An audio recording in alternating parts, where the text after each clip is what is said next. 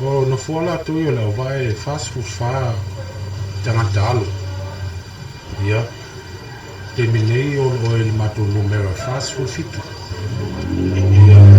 o te la fa na fo ia o mai to sanga ni telefone fa na o lu na ia la va o to na i to sanga o to na ia wa anga i fa fo ia o nga i si o fo yo lo i la tu to ma fa ma no al te minei o matu ia ile numero fast food fitu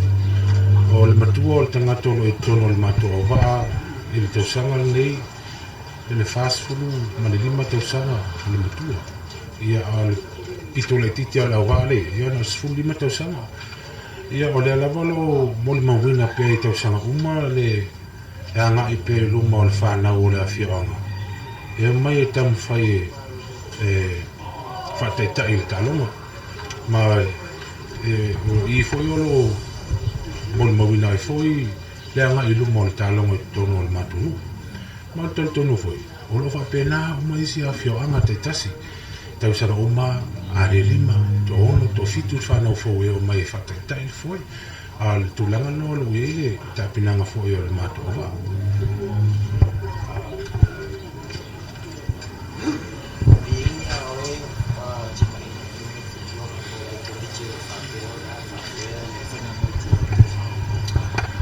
o le ua fa'atatia pea ia fautuaga ma tulafono fo'i o le taloga pea na iai tausaga o taitasi ia o le fautuaga lava le komiti e masani na o mai ia ao lava le suga le kapiteni po le ali'i va'a le fa'afueina o le tu'uga ua o le mea lea o lo'o tupu i tausaga o ma taitasi pe sa'o le komiti pe sa'o fo'i ia li'i va'a ma o latou auva'a wa a tupu le se e finau al komiti latou ia sa'o latou e finau fo'i le nu'u latou ia le se le komiti ae sa'o le kapiteni ma le auva'a a le fautuaga ia maua pea le onsa'i lenei lava ta'aloga ia e fa'apena lava ona fai e se atala e fai uta e se foi me tutupu i gatai fale o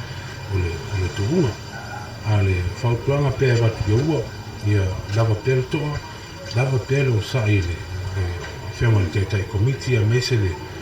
komiti o lo'o fa'afuaina le tu'uga va'a i lenei tausaga ia o foi lenei avanoa e watu ai le gaga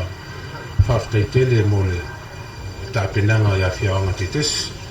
ia mese foi le ta'apenaga le komiti auā le fa'amuamua e tutuila ma manua ia e watu foi o matou fa'amaniaga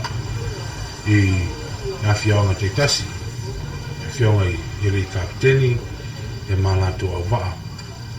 ia ua le fa'amuamua i lenei foi tausaga e saomauli le fa'amuamua e tutuila ma manua ia maua pea le malu'u o le tai le lava e aso muamua auā le fa'amuamua o le tatou malo